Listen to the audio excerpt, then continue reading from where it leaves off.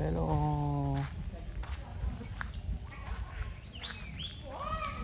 Hello.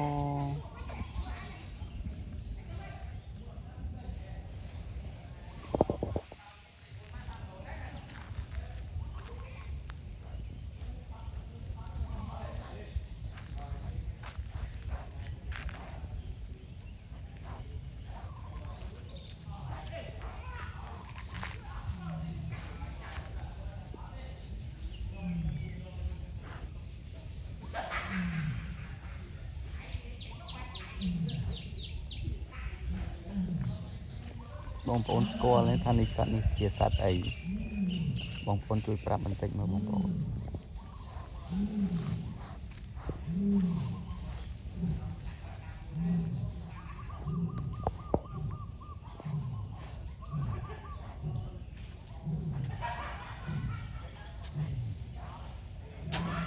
តើជាសត្វក្តាមសត្វឆ្លុះឬក៏សត្វប្រើស